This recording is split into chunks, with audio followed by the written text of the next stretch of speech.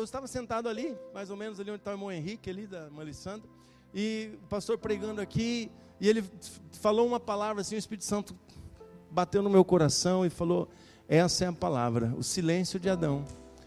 E eu quero dizer para vocês, homens que estão aqui nessa noite, para você não se preocupar, porque eu não vou falar mal de você, eu não vou pegar no seu pé. Na verdade, o que a palavra de Deus tem para nós, homens, é libertação, amém? É cura, é milagre. Nós precisamos de milagre, meus irmãos.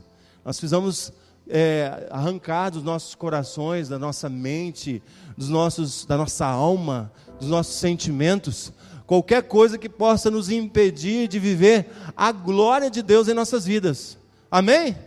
Você quer isso, homem? Amém?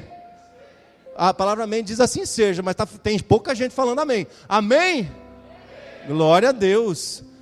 Porque nós, homens, não podemos dar continuidade à atitude do nosso ancestral Adão e continuar vivendo uma vida de derrota, de silêncio, enquanto nós vemos as coisas acontecendo no nosso meio. Então, como eu disse, nós precisamos de milagre nessa noite nas nossas vidas.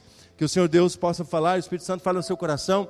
E eu quero dizer uma coisa para as irmãs, mulheres: se você está aí do lado do seu marido, se você está aí do lado do seu namorado, não fica cutucando ele, não fica apontando para ele. Está vendo? Eu te disse, viu? Eu te falei. O pastor está falando tudo o que eu já disse na vida inteira.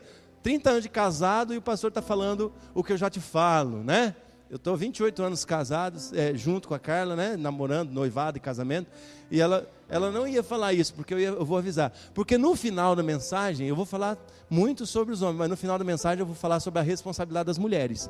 E aí, minhas irmãs, se você apontou para ele, no final você vai ter que, né, ficar bem quietinha, porque nós estamos juntos nessa caminhada. Porque Deus, quando criou o homem, Ele olhou para o homem. Nós vamos ler hoje no livro de Gênesis, amém? Abra sua Bíblia, a palavra de Deus, no livro de Gênesis. Nós vamos ler Gênesis capítulo 3. Esse texto ele fala da queda, mas nós vamos falar também da queda, mas vamos falar de outras coisas. Esse texto é lido e relido em centenas de lugares. E essa versão que eu vou ler vai ser um pouco diferente da que está aqui, porque eu estou lendo da versão da Bíblia, a Mensagem. Eu achei muito interessante algumas palavras que a Mensagem usa, que é a versão, que na verdade é uma paráfrase. A Bíblia Mensagem, ela não é uma tradução, meus irmãos. A tradução da Bíblia é em português. A tradução em português da Bíblia é a tradução que foi feita por João Ferreira de Almeida. E nós temos várias versões de atualização, de correção da João Ferreira de Almeida, que é a nossa tradução em português. E a Bíblia, nova tradução da linguagem de hoje, que é essa que está sendo projetada, ela é mais uma paráfrase, assim como a Bíblia, a Mensagem. O que significa ser uma paráfrase? É uma tradução, um texto mais livre. Ele é uma explicação do texto, praticamente. Então, Eugene Peterson, um americano que escreveu essa Bíblia, ele fez então uma paráfrase. Ele pegou os textos bíblicos da original e ele usou a King James, que é a Bíblia inglesa, e ele fez então uma paráfrase do texto. Meu irmão, não muda a Bíblia não, a Bíblia é a mesma, tá? Só que ela é mais clara, ela é mais fácil na nossa linguagem contemporânea para você entender o essencial do texto. Então, a linguagem de hoje também é bem clara e você vai acompanhar essa leitura comigo. Vamos nos colocar em pé, meus irmãos, mais uma vez. Vamos ler esse texto. Com referência ao Deus da palavra, nós vamos estar lendo esse texto. E você pode ler na sua Bíblia, acompanhar aqui no projetor. E eu vou estar lendo na minha Bíblia aqui, na versão da linguagem da Mensagem. A serpente era inteligente, mais inteligente do que qualquer outro animal selvagem que o Eterno havia criado. Ela disse à mulher: será que eu entendi direito? Deus disse a você que não comesse de árvore alguma no jardim? A mulher respondeu: claro que não. Nós temos permissão para comer das árvores do jardim. Só com relação à árvore que está no meio do jardim foi que Deus disse: não comam daquela árvore, nem mesmo toquem nela, senão vocês vão morrer. Então a serpente disse à mulher: vocês não vão morrer. Deus sabe que no momento em que comerem daquela árvore, vocês vão perceber a realidade e serão como Deus. Conhecerão todas as coisas, tanto o bem quanto o mal. A mulher olhou para a árvore e percebeu que o fruto era apetitoso. Pensando na possibilidade de conhecer todas as coisas, pegou o fruto, comeu e o repartiu com o marido. Ele também comeu. Na mesma hora, os dois de fato perceberam a realidade, descobriram que estavam nus e então costuraram umas roupas provisórias feitas de folha de figueira. Espírito Santo de Deus, a tua palavra foi lida. Esse texto, Senhor Deus, que nos traz a tua explicação, nos traz o teu relato, Senhor, da criação do homem, da criação do universo. E nesse texto, especificamente, capítulo 3 de Gênesis, traz o momento da queda do ser humano, do homem, da mulher. Pai, nós te pedimos que o Senhor esteja iluminando as mentes, os nossos corações, e que essa palavra possa fazer sentido ao coração de cada um aqui nessa noite, e que possamos sair daqui com um milagre nas nossas vidas, Senhor, sendo transformados nas nossas atitudes, no nosso coração, no nosso pensamento e na nossa decisão de viver, Senhor Deus, no poder da tua palavra, viver no poder de falar e agir conforme a tua vontade. É em nome de Jesus que eu oro. Amém. Amém. Pode se sentar, meus irmãos. Meus irmãos, nós vamos falar sobre a luta de 100% dos homens. Eu estava essa semana orando e meu filho Davi, pequenininho, foi junto com os irmãos para pescar lá em Coxim, e a gente fica temeroso, fica preocupado. Eu estava orando, eu disse: Deus, protege o meu filho, guarda meu filho e os irmãos que estão lá de qualquer acidente, de qualquer problema. Eu sei que um irmão caiu do barranco, mas graças a Deus não aconteceu nada, né? Está tudo bem, né? Foi uma bênção, né? Não pegaram muito peixe, mas está tudo em paz. E naquele momento vem um aperto no coração. Nós somos pais, as mães também, né? A gente vem aquele sentimento assim: meu Deus, o meu filhinho, né? Meu querido filho. E aí eu quero fazer uma pergunta para você. Se você vir o seu filho caindo na piscina ou no rio, você vir o seu filho se afogando, você vai se ajoelhar na beira do rio ou da piscina para orar, ou você vai pular no rio, você vai agir para tirar o seu filho de dentro d'água? O que vocês vão fazer? Vamos pular, né? Nós vamos agir, né? Mas vem cá, mas orar não é mais poderoso do que agir? De joelho na borda do rio, na beira do rio, na borda da piscina, nós não cremos no poder da oração? Nós cremos, mas muitas vezes, na maioria das vezes, o Senhor Deus espera que a gente use o que nós estamos orando e falando em ação, que a gente haja, que a gente saia apenas do orar, do estar parado, do estar pedindo para que Deus haja, que Deus opere. Tem momentos que você precisa agir, tem momentos que nós precisamos agir, que nós precisamos reagir, porque, como eu disse, 100% dos homens vivem esse problema, essa dificuldade que eu vou falar, que é de ficarmos calados e sem reação, quando nós fazemos ou falamos algo, ou não sabemos o que falar, nós ficamos quietos, calados. E se você pensar no seu dia a dia, eu estive pensando no tempo que eu tenho durante o dia. Eu acordo muito cedo, próximo das 5 horas eu já estou acordando, e normalmente eu tenho atividades durante todo o dia, e como diz a minha esposa, eu trabalho 3 turnos, então tenho atividade durante o dia, da manhã, da tarde e de noite. A não ser segunda-feira, quando eu me escondo, eu não faço nada, mas se eu não me esconder, alguma coisa aparece, né?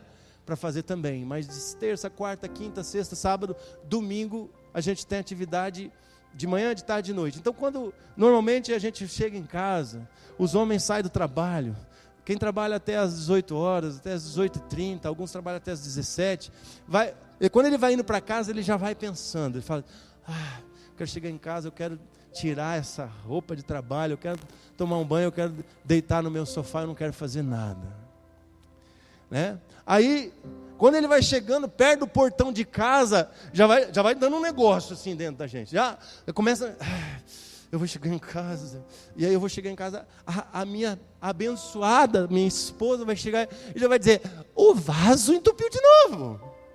Aí já começa a dar um negócio assim no peito, na boca do estômago do homem, e o homem já começa a ficar nervoso. Aí quando vai chegando perto do portão da casa dele, ele diz, ai meu Deus, e o meu filho, ele vai querer jogar futebol, eu estou morto, cansado. E a minha filha, ela vai querer sentar no meu colo, vai querer que eu dê carinho, porque eu fico passando a mão no cabelinho dela, quer que eu beije ela. Eu não aguento, eu estou morto, cansado. E aí, na maioria das vezes, nós chegamos em casa, e realmente tudo isso que eu estou falando aqui normalmente acontece, mas qual que é a postura que nós normalmente assumimos? E muitos chegam em casa e... o dia foi terrível. Nossa, o patrão hoje falou das 7 horas da manhã até as 7 da noite.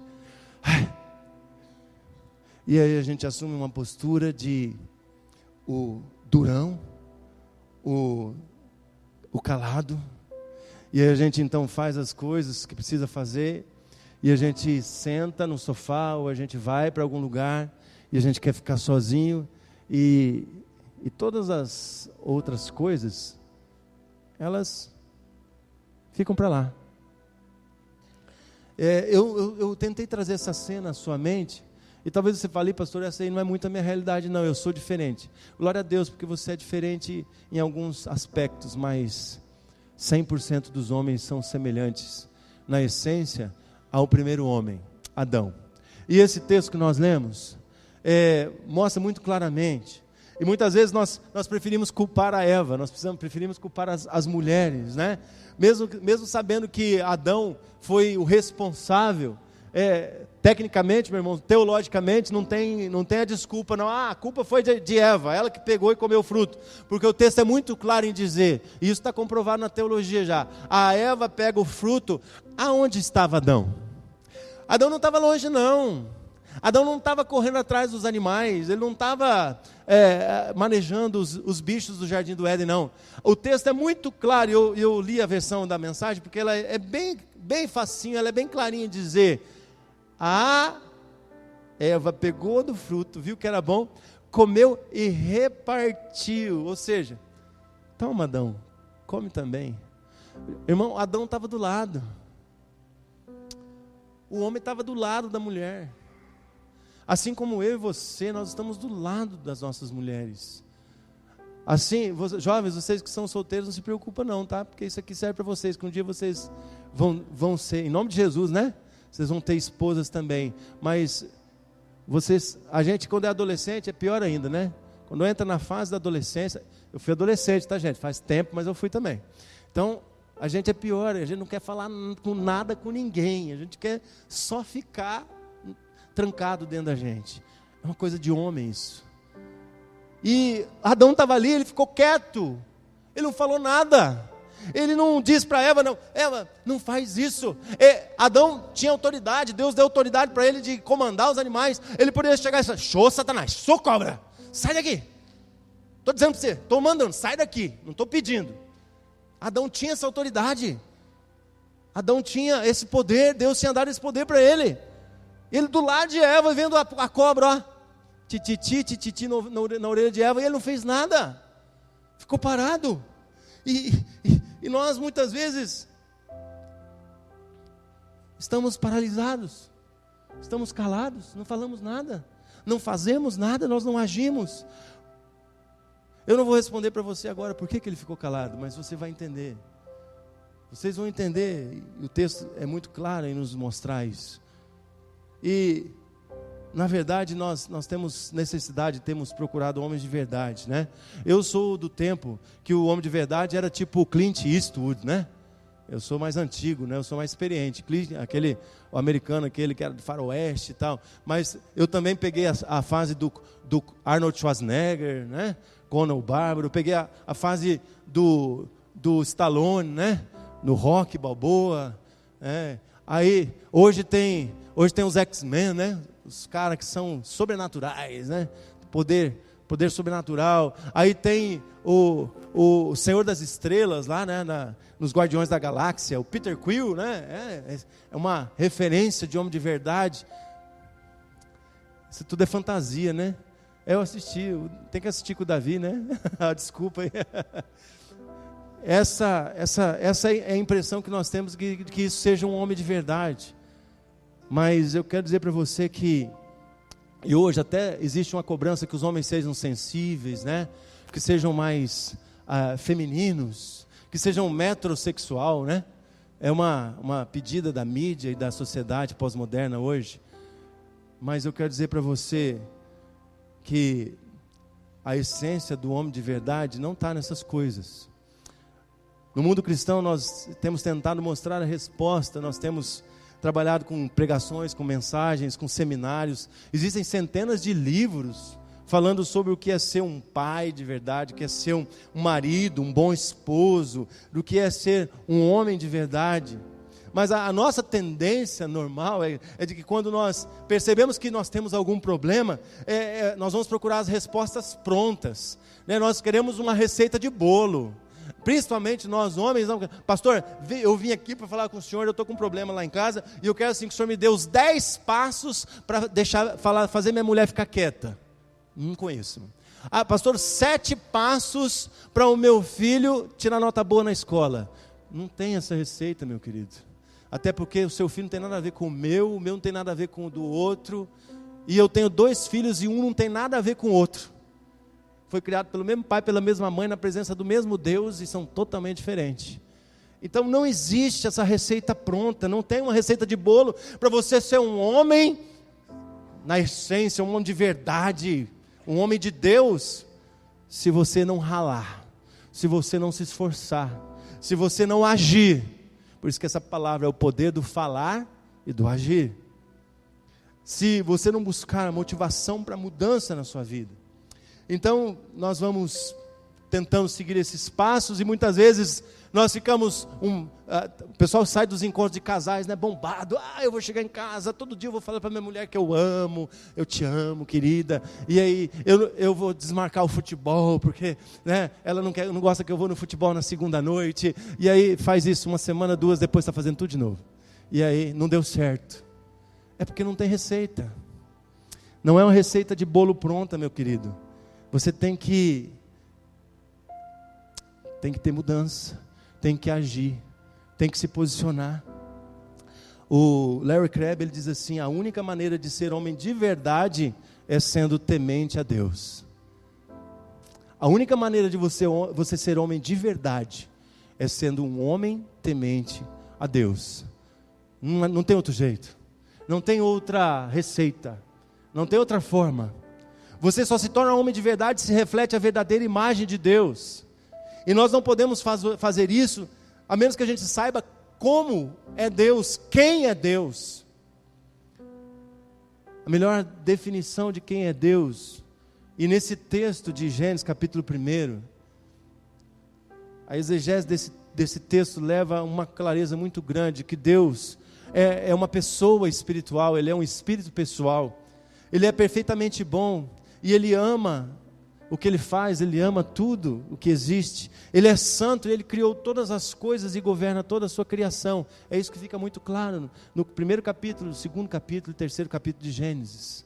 Deus é um espírito pessoal, perfeitamente bom, que em santo amor tudo criou e tudo governa. Essa é a expressão de Deus. E nós vemos nesse texto que esse texto ele não está dando apenas uma explicação cronológica. Criou o primeiro dia, segundo dia, terceiro dia. Às vezes a gente fica muito preso a essa questão de dia. É dia de 24 horas, é ano de 365 dias. A Terra tem 6.000 anos, tem 15 bilhões de anos. Larga isso para lá, irmão. Eu vou falar depois algumas coisas aqui, que tem muita coisa que nós não temos resposta. Nós tivemos agora, essas semanas, estudando teologia, e estudamos o problema do mal. O problema do mal, desde Agostinho, está sendo discutido, até hoje não tem resposta. Eu fui ouvir Augusto Nicodemos, fui ouvir Luiz Saião, fui ouvir 4, 5 teólogos famosos no Brasil e no mundo, ouvi John Piper. Eles não têm resposta, não existe resposta ainda para o problema do mal. A resposta é que Deus é o Criador e sustentador de todas as coisas, amém? E qual que é o modelo de Deus? No princípio Deus criou os céus e a terra, era sem forma e vazia, trevas cobriam a face do abismo, e o Espírito de Deus se movia sobre a face das águas. Disse Deus: haja luz, e houve luz.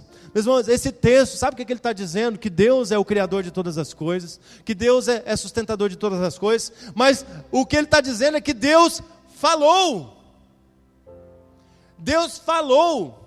Deus falou em meio às trevas, Deus falou em meio do nada, Deus falou em meio à escuridão. Deus fala, e Deus falou. A palavra criativa de Deus trouxe à existência tudo que nós conhecemos, tudo que existe no mundo e no universo. A palavra de Deus, Deus falou sobre o nada e criou a ordem, organizou o caos e trouxe vida ao que era morto, ao que estava morto, ao que não existia. E essa afirmação está aqui na Bíblia para nos mostrar que nós fomos feitos segundo a imagem, está escrito aqui nesse texto, nós fomos feitos segundo a imagem e semelhança de Deus. E pede que o homem se mova em meio ao problema e as confusões da sua vida, os problemas e confusões da sua família, e não se cale, e não fique calado, e não fique quieto, que não fique paralisado diante dos problemas, diante das dificuldades, e que possa organizar e abençoar a vida da sua família, a vida das pessoas que estão ao seu redor, a vida dos seus relacionamentos. É isso que esse texto está nos mostrando. Assim como Deus falou, no meio do nada, da escuridão, Ele criou a ordem, trouxe vida. Nós, como homens, na imagem e semelhança de Deus, precisamos também abrir a nossa boca, falar e transformar a realidade e a existência das nossas famílias e dos nossos relacionamentos. É isso que a palavra de Deus nos mostra. Nós não podemos, pastor, mas isso aí é natural. Não é natural, não. Isso é mentira de Satanás. Isso é comum. Isso se tornou uma atitude comum do homem, mas a natureza que Deus criou é um homem que fala, um homem que cria ordem no caos, um homem que traz orientação, um homem que mostra o caminho e a direção para os seus relacionamentos. Essa é a naturalidade, esta é a natureza de Deus em nós, mesmo desfocada pelo pecado, mas Deus nos criou assim. Amém? A responsabilidade de todo homem. Olha só Gênesis 1, 26, o que está escrito? A responsabilidade de todo homem é ser imagem de Deus. Façamos o homem a nossa imagem conforme a nossa semelhança. Domine ele sobre os peixes do mar, sobre as aves do céu, sobre os animais grandes de todas as terras, sobre todos os pequenos animais que se movem rente ao chão. O texto aqui está dizendo, meu irmão, que o homem foi criado à imagem de Deus. E um dos propósitos que Deus deu ao homem era governar sobre todo o restante da criação. Era para o homem ajudar a organizar as coisas para Deus. Uma das primeiras coisas que Deus manda Adão fazer é dar nome aos animais. E isso mostra três coisas. Essa atitude de Deus com o homem, com Adão, mostra que Deus demonstrava a sua superioridade sobre eles e botava Adão também como superior. Cumpria a ordem de governar a criação. É a autoridade do homem sobre a criação. Ajudava a cumprir o seu papel de ser a imagem de Deus e de participar da ordem das coisas, da organização das coisas. Adão também era semelhante a Deus, porque dar nome aos animais precisava falar. Dentro daquela desordem, imagina, a Eva pergunta, Adão, que bicho é aquele? Aquele é o bicho do rabo que parece um espanador. E aquele bicho lá, aquele é o bicho do pescoço comprido. Imagina como a gente vai saber. E aquele bicho tem uma tromba. Adão teve que falar. Esse é o elefante. Essa é a girafa. Esse é o guaxinim. Esse é o leão. Essa é a onça. Adão falou. Meu irmão, deve ter falado. Eu não tenho nenhuma formação na área de biologia, não tenho ideia. Mas quantos milhões de espécies de animais existem? Adão teve que falar.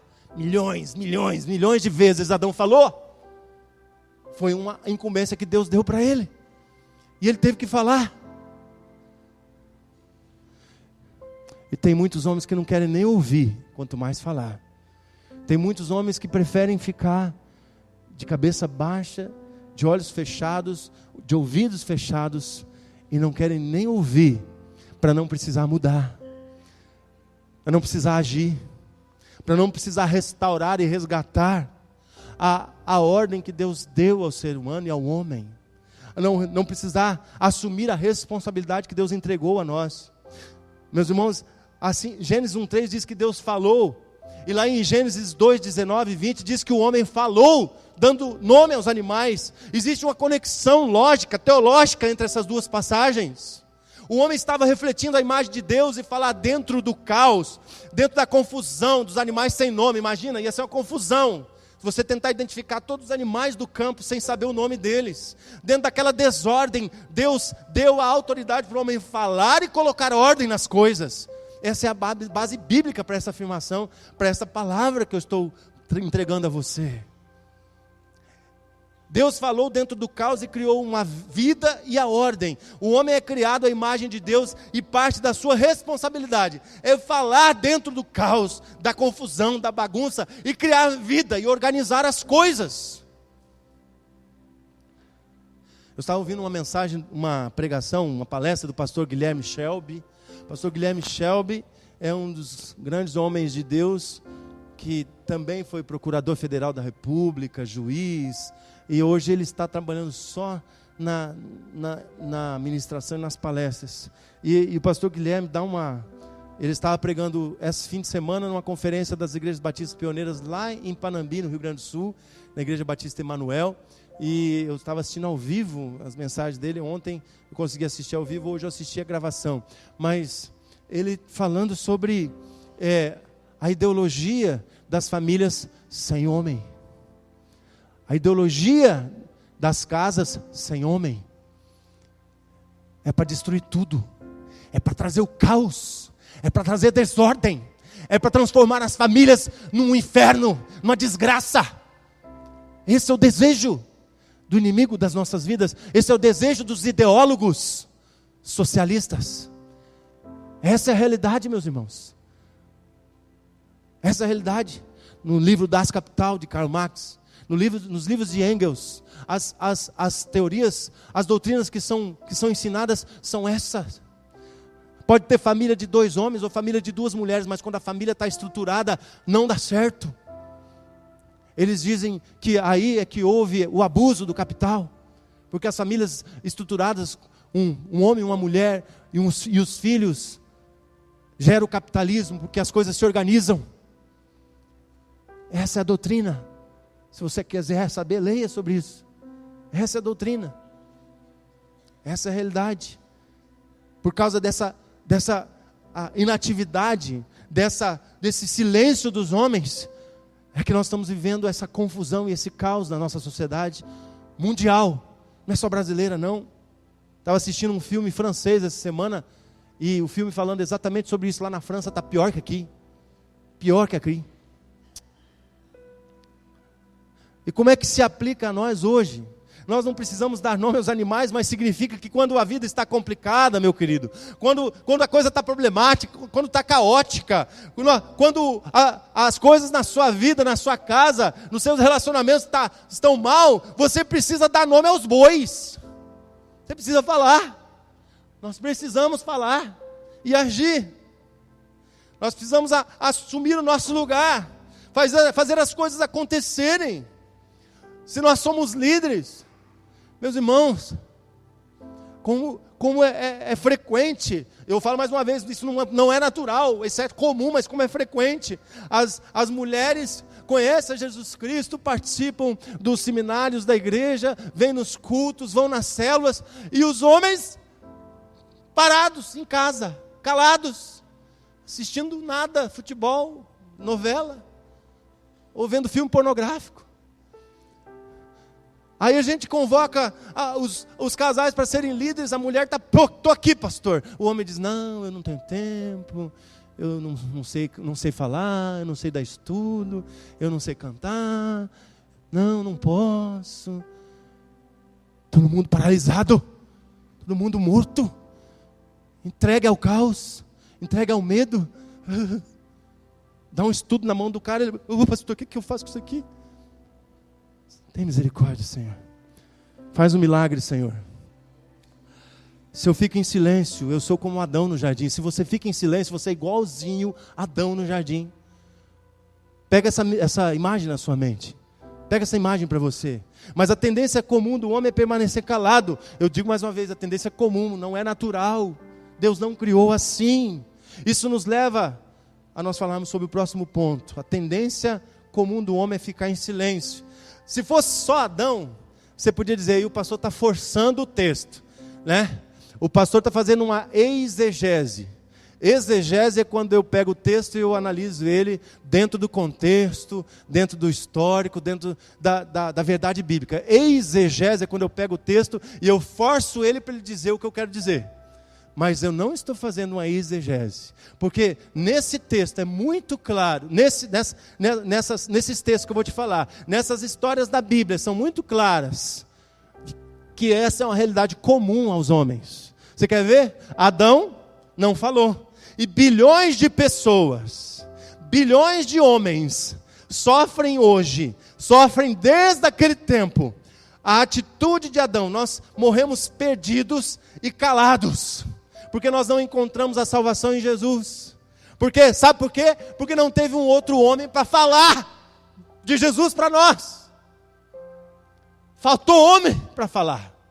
As mulheres estão se salvando, as mulheres estão na igreja. Aí tem homem que diz assim, eu sou contra pastora, porque isso não está na Bíblia. Eu sou contra a mulher ser pastora. Sabe por que a mulher está sendo pastora? Porque está faltando homem. Porque os homens não querem falar. Os homens não querem assumir. Os homens não querem pegar a responsabilidade para aconselhar, para orar, para liderar. Os homens querem ficar em casa, quieto, calado. Mas olha só, Adão. Aí, se você olhar lá em Gênesis 15, você vai ver o exemplo de Abraão também. A Sara chega para ele e diz assim, amor, faz 15 anos que Deus deu a promessa e até agora nada. Tem nada, estou vazia. E aí, o que nós vamos fazer? Vou dar uma forcinha para Deus. Abraão, vou te dar a minha escrava. E eu fico imaginando, irmão, porque igual Adão, Abraão estava do lado de Sara. Aí Sara fala assim, olha para minha escrava Agar. Adão olhou para ela e viu as curvas dela. Abraão, né? Ele nem soube o que falar. Não falou nada. E aí, a mulher dele deu uma orientação para ele desobedecer a Deus, para ele não cumprir a promessa, para ele não confiar na promessa de Deus.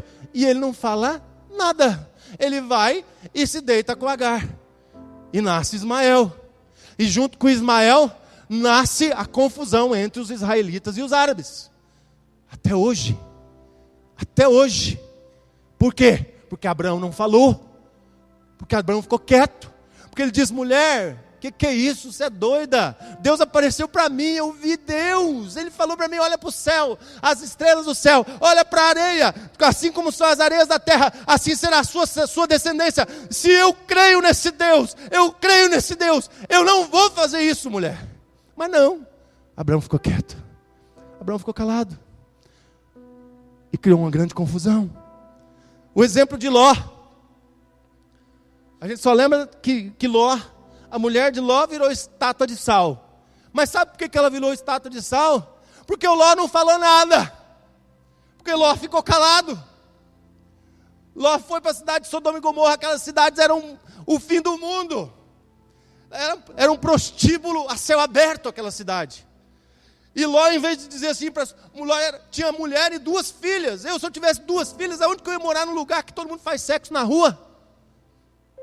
E Ló, em vez de chegar para sua mulher e dizer assim, vamos sair dessa cidade, ninguém me segura aqui, arruma a mala que nós vamos embora, mulher. Não, ele ficou calado. Porque a mulher dele é que queria ficar lá em Sodoma. É a mulher dele, ele não queria mais. E ele era tão frouxo que quando aparece os homens querendo abusar dos homens de Deus, ele oferece as 2 filhas. Homem frouxo. Ele tinha que pegar a espada dele e sair tocando fogo naqueles homens lá, rapaz. Vai oferecer as filhas. Que isso? As princesas. E Ló era tão calado, tão frouxo, que as filhas dele depois engravidaram dele. E dessa relação incestuosa entre as filhas e o pai, nasceram 2 povos, os moabitas e os amonitas, que destruíram, que guerrearam, que fizeram confusão, só confusão, até o povo de Israel ser banido lá de Jerusalém. Só deu problema. Ló. E aí, quando sai da cidade, a mulher dele amava tanto aquela cidade podre, horrível, que ela olha para trás, eu não quero ir. E puf, vira o estado de sal. O homem não falou. O homem ficou calado. Quer mais um? Exemplo de Isaac. Se você ler Gênesis, capítulo 25, a partir do 21 em diante, você vai ver Isaac, que homem mais... Olha, para encurtar a história, Isaac tanto não fez nada, que ele perdeu os 2 filhos, ele nunca mais viu a sua descendência. Jacó é da descendência de Isaac. Israel é da descendência de Isaac. Mas Isaac foi tão calado, foi tão ausente, foi tão... não tem palavras para dizer, que depois que Jacó foi embora, com 40 anos de idade, ele não conheceu os 12 filhos de Jacó, ele não conheceu a descendência dele, ele não soube quem eram as 12 tribos de Israel. Só para encurtar a história, ele não tinha nenhum relacionamento com sua esposa, nem com Esaú, nem com Jacó. Ele só fez coisa errada. Ele deixou a mulher enganar ele. Ele deixou o filho enganar. Ele abençoou o filho e depois o outro. Ele ficou com medo de Esaú. Ele abençoou Esaú de novo. Ele deu 2 bênçãos. Não pode. 2 bênçãos de primogenitura. Ele quebrou a lei. Tudo errado. Quem mandava na casa era Rebeca, não era ele. E ele calado. E tem muito homem que acha que eu sou forte, mas eu sou calado, mas eu sou forte. Até entender o princípio da palavra de Deus, que na verdade, o homem calado, o homem sem falar e sem agir, é um homem fraco. É um homem fraco, é um homem derrotado. E sabe onde está a verdade de tudo isso? A verdade do silêncio, o segredo dos relacionamentos. Você já passou as caixas aí? Não. Volta lá, bota lá para mim. Não, é essa aí mesmo, pode botar. Está aqui, ó. Dizem os estudiosos que o homem tem, a sua forma de raciocínio e pensamento é em forma de caixas.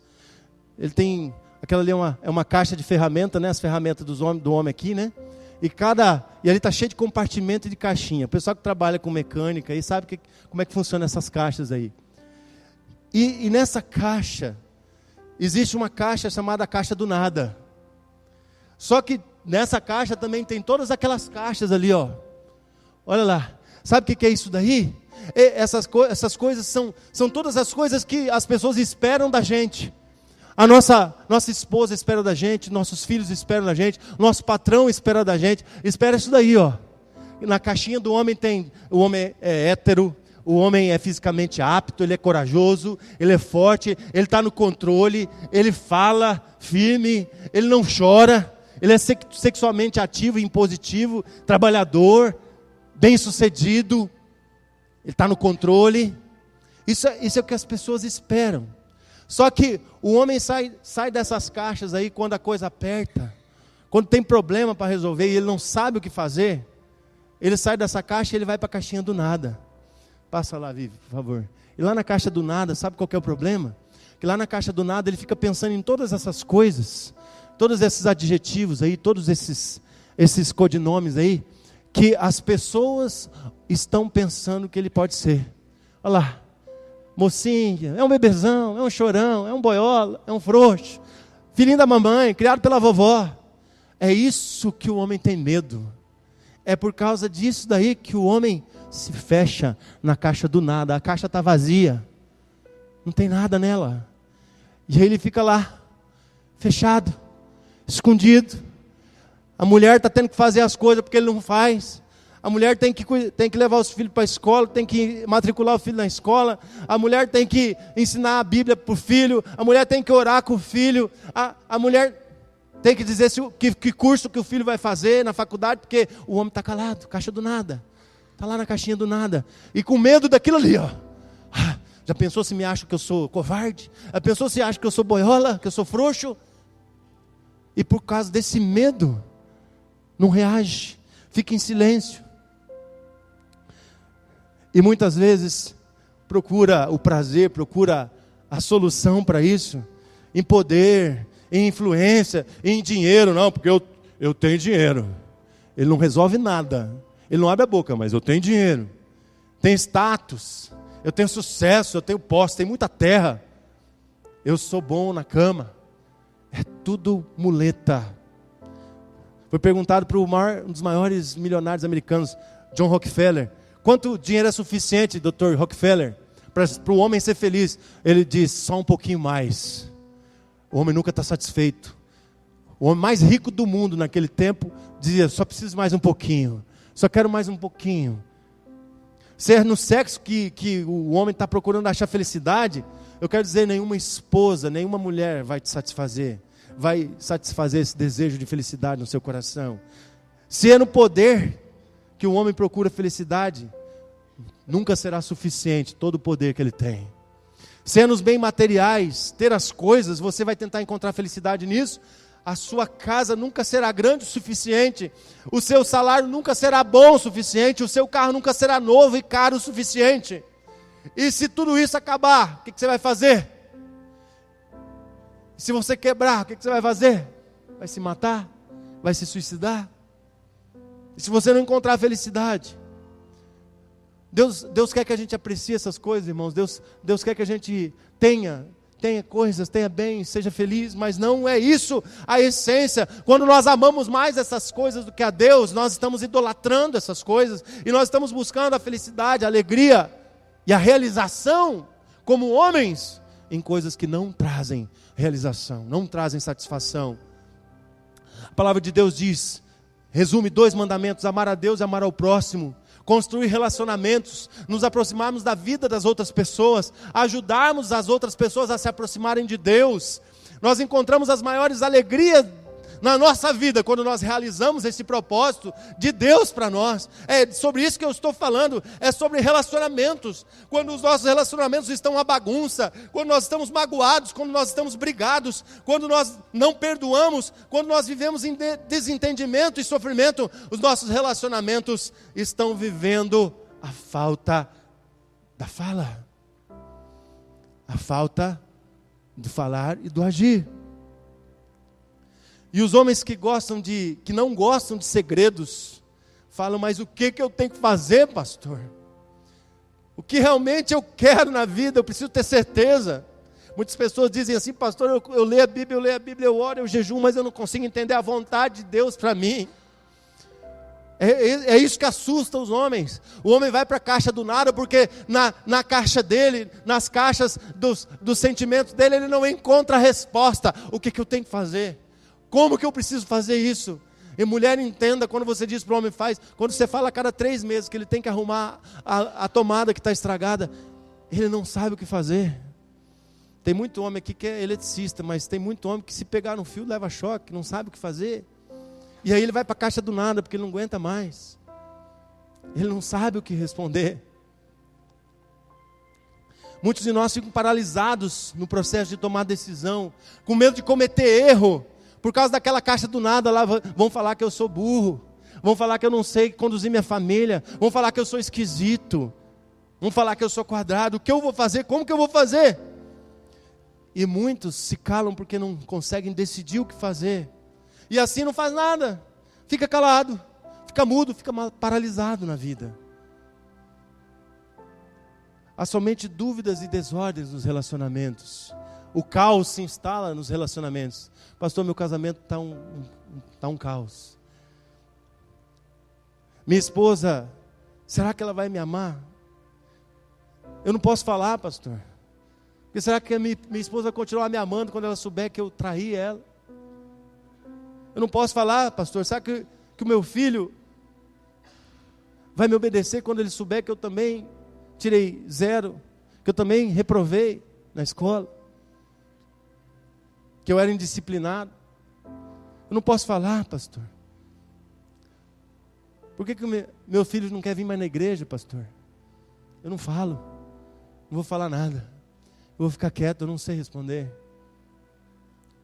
E muitos estão tentando resolver, desvendar esses segredos através de formas que muitas vezes trazem mais problemas. Eu já falei da forma da receita do bolo. Tem gente que quer que o pastor dê uma lista, quer que o líder de célula, quer que o discipulador dele dê uma lista. Faz assim, 10 maneiras de você resolver o problema na cama com a sua esposa. 5 maneiras de você colocar o seu filho na escola e ele tirar nota boa. Não tem. Tem uns que falam assim, pastor, se eu juntar a minha meia, arrumar a cozinha, lavar a louça para minha esposa, desistir do futebol na segunda noite, será que vai resolver o problema? Não vai. Pode agradar durante uns dias, mas depois volta tudo de novo. Não tem receita de bolo. A palavra de Deus nos dá uma receita que é: maridos, amem as suas mulheres assim como Cristo amou a igreja e entregou-se a si mesmo por elas. Muitos pastores, pregadores trazem uma palavra dizendo: não, o homem tem que se sacrificar pela esposa, assim como Cristo se sacrificou pela igreja. Meus irmãos, o sacrifício de Cristo não foi o meio, ele foi um fim. Jesus Cristo na cruz, ele finalizou a obra. O meio é o que está acontecendo agora. Jesus Cristo deixou a igreja para viver esse relacionamento com a sua noiva agora. E sabe o que acontece nos relacionamentos? A gente se decepciona. Jesus Cristo se decepciona com a sua igreja, assim como a esposa se decepciona com seu marido, assim como o marido se decepciona com a sua esposa. É isso que acontece nos relacionamentos. É isso que o texto está dizendo. Nós temos que amar as nossas mulheres como Cristo amou a sua igreja, que mesmo que a sua mulher te decepcione, mesmo que a tua mulher te critique, mesmo que a tua mulher não acredite em você, mesmo que a tua mulher questione a sua palavra, e ela não aceite as suas ideias, você tem que se sacrificar em amor, e se manter firme no seu relacionamento, e falar, e dizer: amor, eu não estou conseguindo, eu não estou entendendo, amor, o que você está querendo que eu faça? Não pede para eu voar porque eu não sou super-homem, mas o que você quer que eu faça, meu amor? A falar: amor, o que você está falando para mim não é bíblico, o que você está pedindo para eu fazer não é certo. É falar. Assim como Cristo fala com a sua igreja, assim como Cristo continua amando a sua igreja e falando, mesmo com as igrejas caindo pelas tabelas, Jesus Cristo continua amando, e o sacrifício dele continua valendo. Aleluia. E o seu sacrifício pelo amor da sua esposa, por amor à sua esposa, vai valer. Vai valer. O que todo homem teme é entrar na confusão, nos segredos e nos mistérios dos relacionamentos. A verdade é essa, gente. O grande problema do homem, a essência do problema de Adão e de todo homem, não tem um nessa terra, a não ser Jesus Cristo que passou aqui. Não tem um homem que não enfrente essa dificuldade.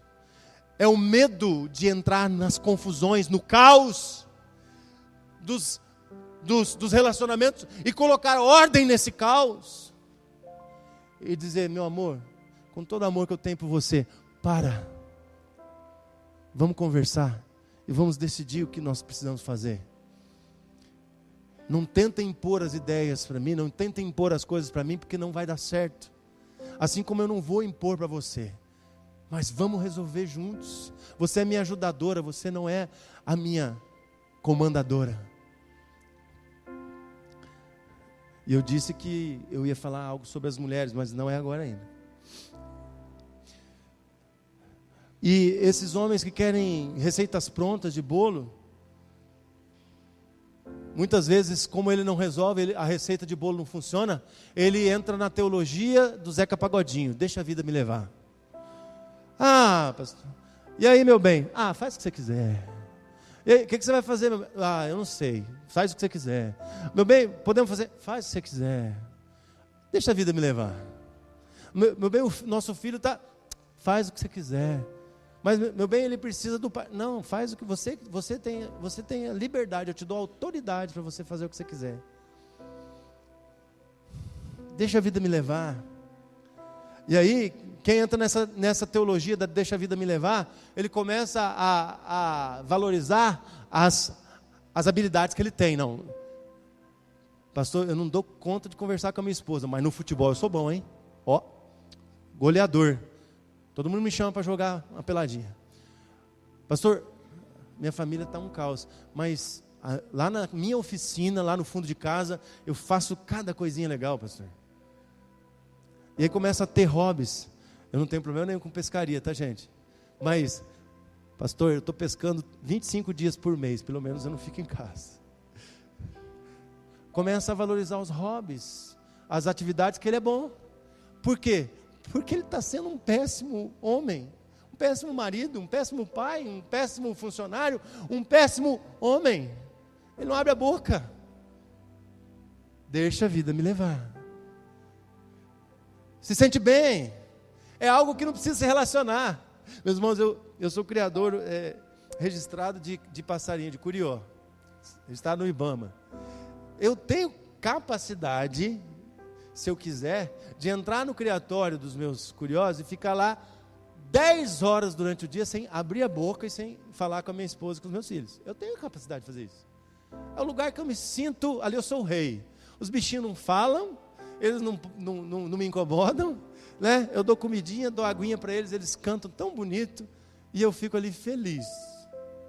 Eu estava falando essa semana para o Monrenan, eu gosto muito de ler.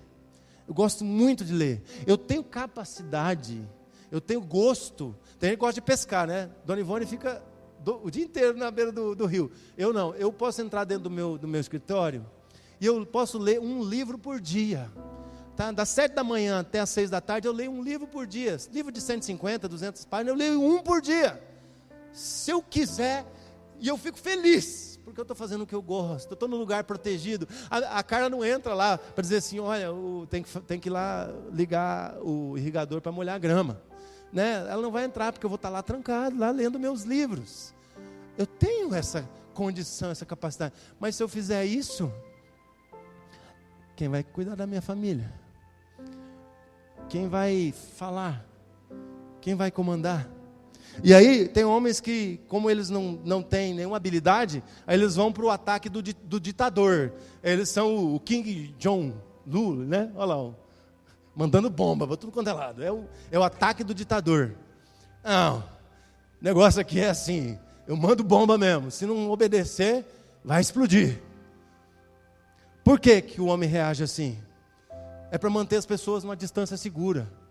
O homem bomba é para se proteger. Não é que ele quer matar os outros com a bomba, não. Ele quer ficar longe das pessoas. Ele quer que as pessoas fiquem longe.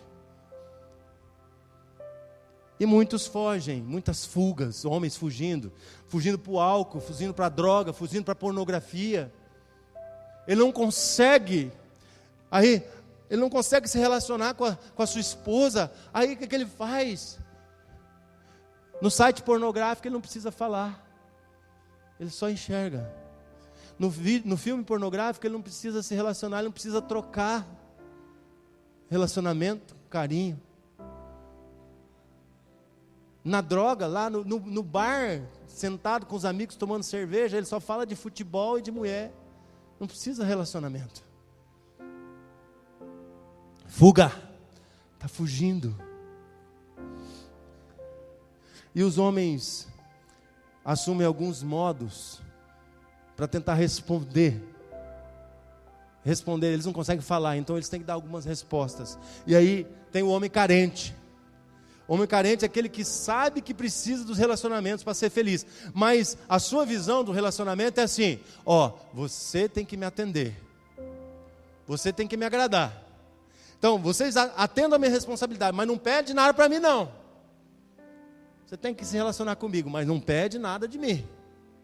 E aí, são aqueles que entram, como eu falei, né?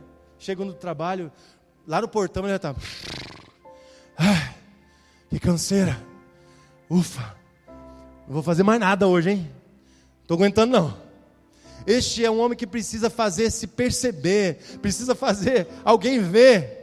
Ele quer se tornar o Marte. Eu sou o pai mais trabalhador dessa cidade. Eu sou o marido mais esforçado dessa cidade. Ele quer se aparecer, mas na hora do relacionamento ele não abre a boca, está calado. Sabe quem que foi o homem carente assim? O rei Saul. Rei Saul, ele precisava aparecer. Israel falou, vai lá e mata, guerreia com aquele povo, mata tudo. Ele foi lá e preservou os animais. Porque depois ele leva Samuel para apresentar diante do povo e para receber a glória. Ele tanto fez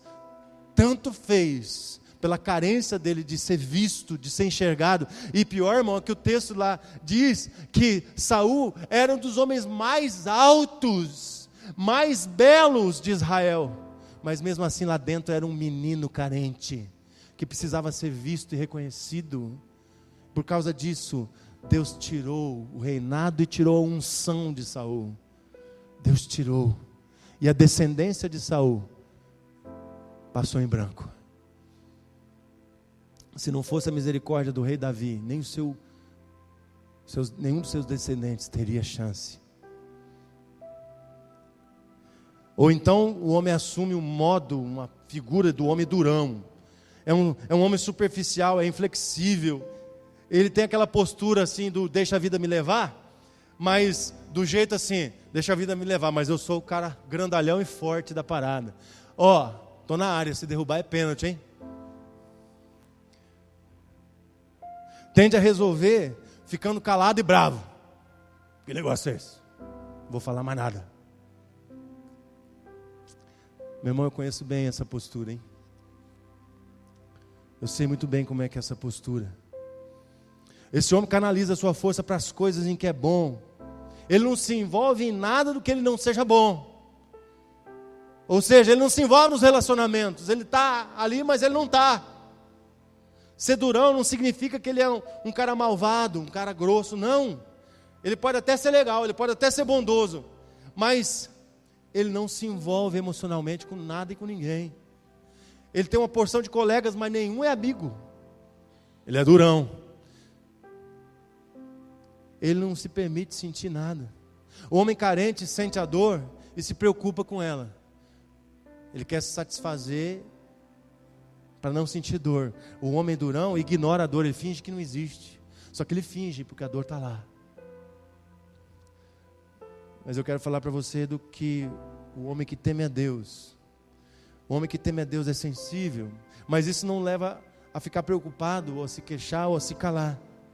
Ele até pode ser magoado pelos relacionamentos rompidos, mas em vez de fugir ou exigir que os outros venham até ele, ele usa essa mágoa, esse sofrimento para dar mais energia e para ele se dedicar mais à sua responsabilidade nos relacionamentos, a falar mais, a tratar mais as coisas, a agir. Ele está disposto a sacrificar o seu prazer a fim de poder ajudar os outros. Ele quer ajudar os outros e os apoia a contar com ele, a serem livres para lutar, para vencer a sua dor, o seu egoísmo, sua solidão. Ele luta essa batalha. Ele chegou do outro lado com Deus. O homem temente a Deus é um homem que vence a dor. É um homem que sai da postura de calado, de ausente, de omisso. E depois de crescer, ele ajuda os outros a crescerem, ajuda os seus filhos, ajuda a sua família, ajuda os amigos. E eu quero dizer para você, homem, que eu vou falar rapidamente aqui do que não é falar, porque vai sair homem hoje daqui vai dizendo, o pastor mandou eu falar, então vou chegar em casa, já vou começar falando, você deixa a televisão ligada no Fantástico, eu quero assistir os gols do Fantástico, você vai dormir na sala porque a cama é minha. Não é isso. Isso não é falar, tá? O que não é falar? Falar não é ser superficial. O pastor Craig Hill fala sobre a comunicação superficial. Nós precisamos ter conversas profundas. Eu passei a tomar chimarrão com a minha esposa para a gente poder ter tempo de conversar. Aí, um dia o pastor Alessandro, meu discipulador, disse assim, pastor, mas não é tomar chimarrão, você sabe. Eu falei, pastor, eu sei, pastor. Eu estou falando, eu estou conversando. Eu estou perguntando para ela como foi o dia dela. E ela fala meia hora e eu escuto. Né? Ainda bem que ela não está aqui, né? Paulo diz em 1 Coríntios 13 que quando nós falamos sem amor, quando nós falamos superficialmente, é como lata vazia, é como símbolos suando, é como os pratos. Tem que ser com amor, mesmo que você fale verdades que possam ser difíceis, ou que você ouça verdades, mas tem que ser em amor. Falar não é só conversar. O apóstolo Tiago diz lá no capítulo 2, ele trata sobre a fé sem as obras. Meu irmão, falar sem amor, conversar sem se entender, é fé sem obras. Falar significa envolver-se emocionalmente e fisicamente. Emocionalmente é entender as necessidades das pessoas ao seu redor, e fisicamente é agir, é fazer alguma coisa, é fazer algo, é obra. Falar não é ser autoritário, eu já disse isso. Não é tomar o controle pela força, não é impor a sua vontade e fazer a pessoa obedecer às suas ideias. Os outros recuam para não tratar do assunto com você, se você tiver essa postura autoritária. Meus filhos se afastavam de mim por eu ter uma postura autoritária. E Deus trabalhando no meu coração, através do discipulado, meus irmãos. O pastor Alessandro me deu uma tarefa para eu conversar com a Carla sobre um determinado assunto que eu não conseguia falar. O nosso discipulado é na terça-feira de manhã, eu fiquei quarta-feira, quinta-feira, meu Deus, aí a Carla vinha para o quarto, eu ia para a sala, aí a Carla vinha na sala e eu para o banheiro. Sexta-feira, sábado, domingo, eu falei, meu Deus, está chegando terça-feira, e o Alessandro vai perguntar, e aí, conversou com a Carla? Meu Deus, e agora? Aí eu pus o joelho no chão e falei, Deus me dá força, Deus me dá força. E na segunda-feira à noite, 45 do segundo tempo, eu falei com ela. Ufa. Na terça-feira eu tinha a tarefa cumprida. Todas essas coisas são exemplos do que falar não é. Então, o que é falar? Está aí uma sugestão bem grande, mas eu queria que você entendesse. É você falar quando precisa, se aproximar das pessoas, levar as pessoas a confiar em você, a confiar em Deus.